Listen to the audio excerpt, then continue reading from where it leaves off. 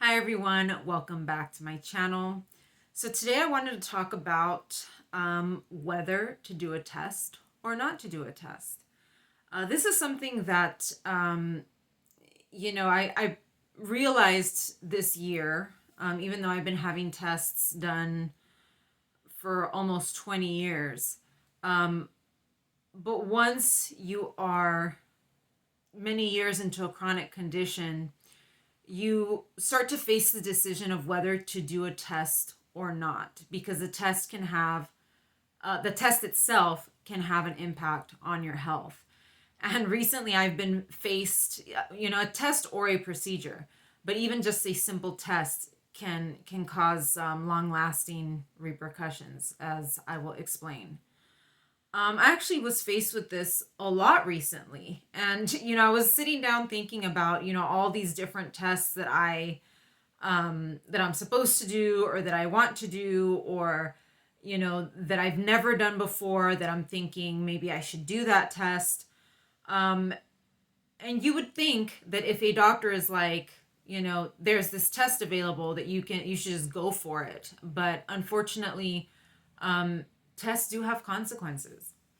So today I actually received, and I might do another video on this, just specifically on this, but I ordered something called a TrioSmart SIBO test. This video is not sponsored by TrioSmart. I know that they do sponsor other people's videos, but I did order this test to test for SIBO.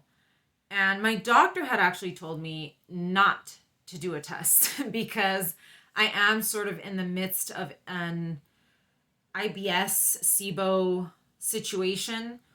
And she said it can make you really sick. She said it's just going to make it worse. And we already know what it is that you have. So why would you need to do that? And I actually had ordered it and paid for it myself. And it's not cheap.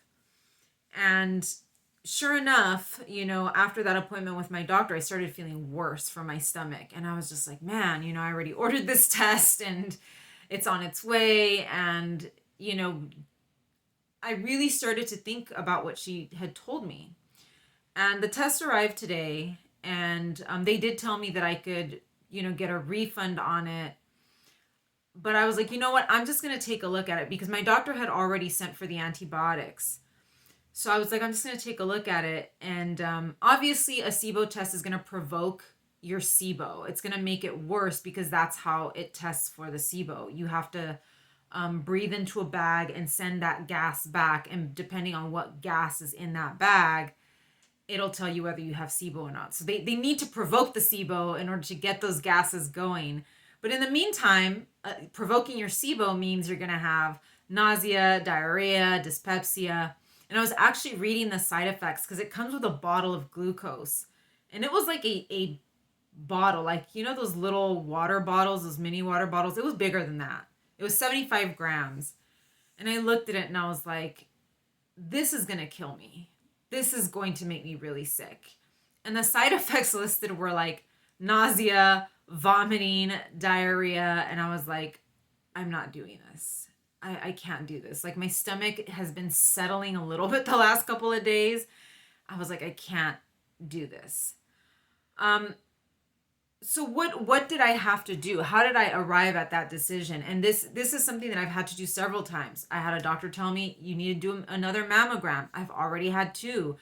I've had doctors tell me you need to do a colonoscopy. I've never had a colonoscopy, but I know for a colonoscopy I'm going to have to drink a similar liquid to get, to work everything out of my system, and that can also provoke my SIBO or IBS type of symptoms.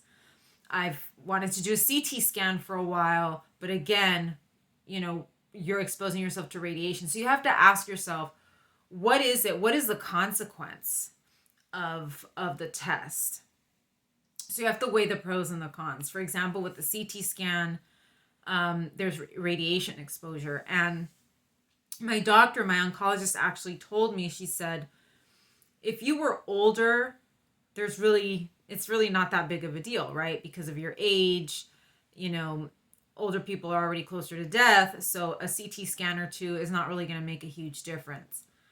The fact that I'm young and that I may need a CT scan somewhere down the line. She said you would be getting multiple CT scans in your lifetime, and that's double the amount of radiation exposure. So you really have to weigh, whether that's worth it. With the SIBO test, how was my stomach feeling? I actually was gonna wait. I was gonna hold on to the test for a while, and because I do have the antibiotics for SIBO coming in the mail as well, and I was like, maybe I'll do the test and then the antibiotics right after. But when I saw the bottle, I was like, there's no way that I'm coming back from this one in one piece. And I am very much emetophobic. If you don't know what that is, look it up.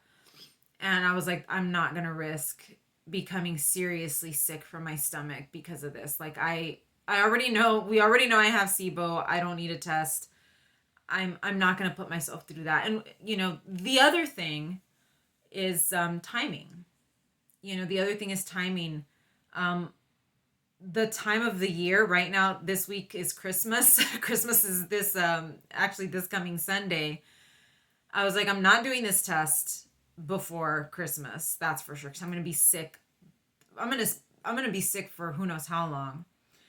But sometimes timing it, not just the time of the year, but timing, the test, time it outside of the holidays, but also time it maybe before a course of antibiotics, or maybe before something else, that will help to relieve the symptoms and the fallout from that test.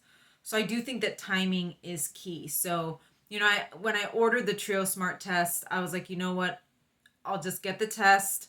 When I receive the test, I'll see how I feel. Because a week ago, I was feeling really nasty. So I thought, if I do the test, I'm already feeling sick to begin with. But since I've been feeling a little bit better, I was like, maybe I should just leave it alone and not mess with anything right now, because I'm actually feeling a little bit better. So timing it, how do you feel? Do you have something that can help with the fallout of the test? If you get a colonoscopy, do you have something, I know a lot of people have like gas and stuff afterwards. Do you have a sensitive stomach? Is that going to be a problem for a long time? Or, do you have a remedy for it? And that's the other question, is that how long will the fallout last? If you've been watching my exosomes videos, I had diarrhea at the beginning of October, and I'm not really sure from what. And my doctor told me that's an IBS attack. You're having an IBS attack. And I'm still dealing with it. I was dealing with it all through October and most of November. Then it started to chill out. And then now I'm still kind of dealing with it again. Like it kind of had like a little resurgence. So if I had done the SIBO test and drank that bottle of glucose, that could just be another 2 months or more of feeling really sick. Even though I have antibiotics coming, I still have a few weeks before they arrive. So I would either have to wait to do the test until once I have the antibiotics in my hands, which could be several more weeks. And I don't know how well the antibiotics are going to work for me, or if I'll even tolerate the antibiotics. So you have to really ask yourself, is this worth a couple months of having diarrhea, nausea, stomach pain, which I'm already having as it is? So it's just really asking yourself, am I willing to go through this for months, weeks or months, or, however long it's going to last? There are also complications. I know with a colonoscopy, there's probably a risk. I think there's risk of like rupture, because they have to inflate you with gases to get a good view of, your intestines and all of that. So I'm sure that there are risks to that. And you have to ask yourself, what is the risk? With a CT scan, what is the risk? Obviously, exposure to radiation and cancer, which is kind of ironic. What kind of health risks, given my condition, am I going to incur, because I'm already not in the best shape. mentally as well. That's the other thing too. I've had 2 mammograms done, and also, I was thinking to myself, my doctor was telling me you're going to be exposed to radiation with a CT scan, and I'm just like, doesn't a mammogram expose me to radiation also? Like, but the other thing with the mammogram, like I said, I've had two, is the emotional toll. The emotional toll that it takes. Like, I don't want to do this. And I told the doctor, I said, I am so feeling so defeated. And I have a video talking about that. It's going to be my oncology follow up. So watch that video and I go into depth with this. But I was like, I just don't, you know, I've done it twice and I'm just not in the right headspace to do this again. Last year or this past year, I skipped it because of COVID, because there was a COVID wave during the time that I was scheduled for it, and I actually think I got COVID. I was sick with the flu, so there was that physical, risk, but the mental toll. I'm just tired. I'm tired. I've had a really rough year. I don't want to do this again. I don't need to do it until I'm 40. I wasn't supposed to do it until I was 40, but we started early because of my other medical issues. So, what is the mental toll that this is going to take on you? Is it going to make you depressed? Is it during the holidays? Again, maybe schedule it at a time that's not during the holidays. Um, are you dealing with other issues? For example, pain. And that was the other thing I told her. What is the physical toll that these tests are going to take? Mammograms can be painful, not just because they, press on a part of your body, but for me, because I do have muscle stiffness, I have to twist and you have to bend yourself in these weird ways. For those of you that have never had mammograms, you do have to kind of move yourself and position yourself in order for them to get a proper x-ray or a proper whatever of your breast.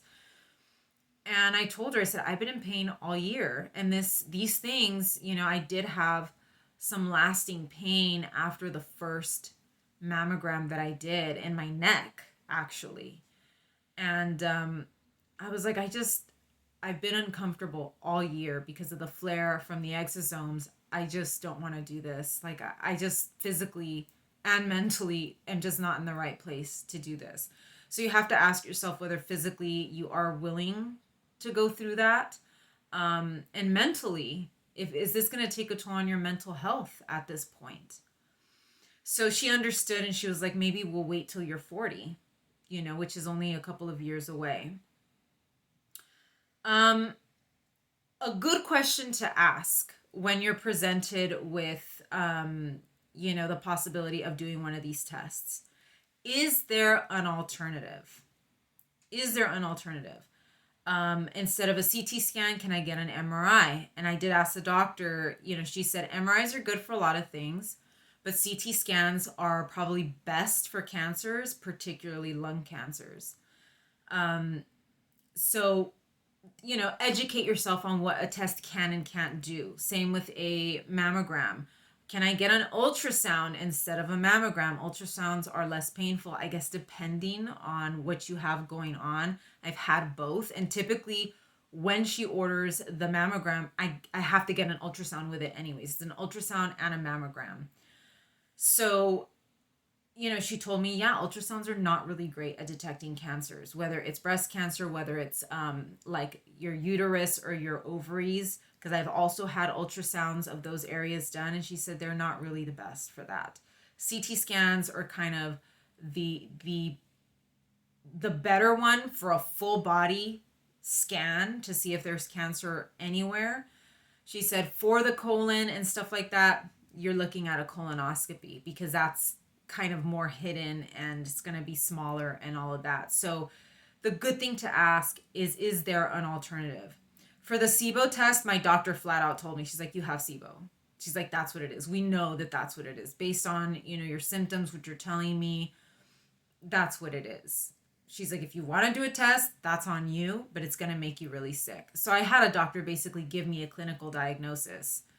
And that's another question to ask. Can it be clinically diagnosed just based on my symptoms and what I'm telling you?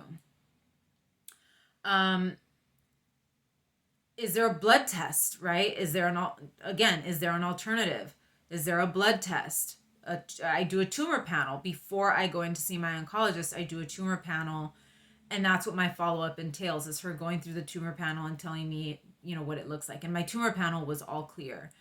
So sometimes looking at that, she might be able to determine, like, well, I think you should have a CT scan or a colonoscopy or whatever. So, a blood test, she said blood tests can sometimes detect them, but not all the time. So a tumor panel isn't, 100%, but, we need to do it. That's kind of our first line of defense. So, always ask, is there an alternative? Is there something else I can do besides, a CT scan? Will an MRI do? Sometimes it can. Sometimes an MRI would be okay. Now the risk, of course, the risk of not doing the test. For example, the risk of not doing the mammogram. The first year that I did the mammogram, I did it because, because of a positive test on some blood work. The second time I did it is because they told me that because of my autoimmune illness, it can make you more at higher risk for cancers. The third time I was like, okay, I've had 2 negative mammograms. Why am I getting a third one done? I had also done, after the second mammogram, actually along with the second mammogram, and keep in mind, I'm doing ultrasound, mammogram. They also did this thing where it's like a little survey to assess your risk. So it's a risk assessment survey. So they ask you if you have breast cancer in your family, or other types of cancers, things like that. But because it's breast cancer, it's like breast cancer evaluation. And no one in my family has had breast cancer of the women. On either side, I don't think anybody has had breast cancer. So it's like, okay, well, what is the risk of not doing the test if it doesn't run in my family? Also, you can do the genetic testing. I don't think I've done genetic testing. I don't know if they did do it or if they can detect it through blood work. But as far as I know, genetically, there aren't any women that have or have had breast cancer in our family.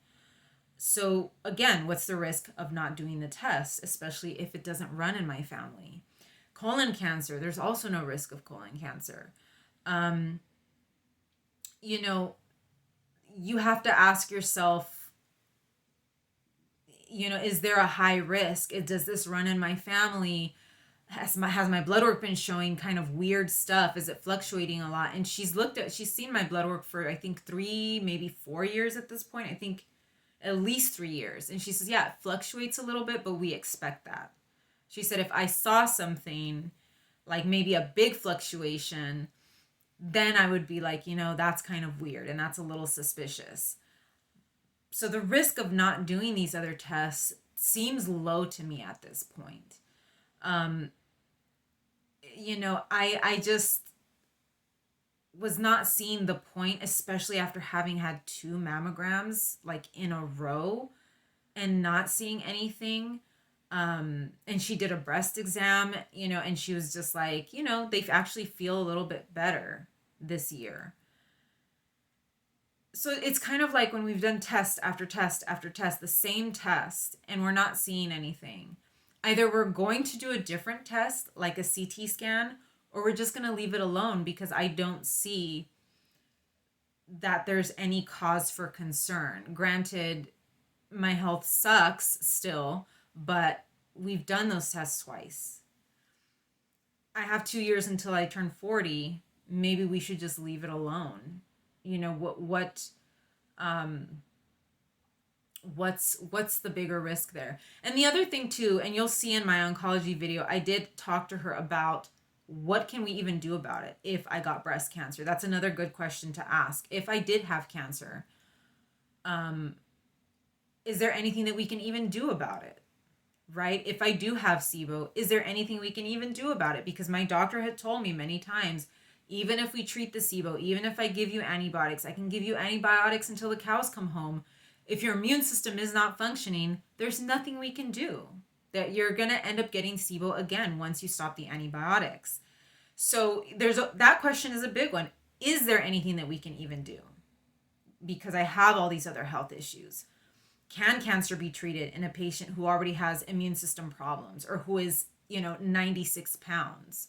Because you're talking about chemo, radiation, and surgery, and your body has to be able to withstand that.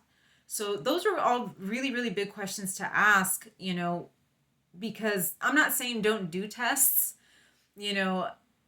I'm saying that there are risks to tests, and if nothing can be done about it in the long run, or if you're going to decide not to do anything about it, like in my case, if I had like a stage 4 cancer, I would just be like, you know what, I'm not going to put myself through that. So if you're just not going to do anything about it anyways, I don't see the point in torturing yourself with tests and then with the subsequent fallout of those tests. So I think this video is very important because these are questions that you're going to be faced with, especially if you're chronically ill. You're going to be getting tests done, or you're going to have doctors suggest a lot of tests to you, and you really have to weigh the pros and cons because it can have some long-lasting repercussions. I know if I would have done that SIBO test, I would have gotten really sick. But my doctor was right, especially once I saw the bottle that I had to drink. I was like, there's no way that I'm coming back from this in one piece. This is not going to go well, basically. So yeah, I think this is really important. If you have any other things to add, by the way, any other, points that you want to make, that people should think about before they do a test, please leave them down in the comments, because that will be extremely helpful for people that are very sick right now and are wondering whether a test is going to be worth it or not. And if a test has helped you, let us know what test that was, because sometimes if we see that a test has been helping people, several different people, that might be one, to try. For me right now, at the top of my list is a CAT scan. I would really like to get a CAT scan done just to eliminate any possibility that there's something else in my body that could be causing some type of immune dysfunction. But again, like I said, there are consequences to every test. So thank you so much for joining me in this video. Please like and subscribe, and I will see you in the next one. Take care.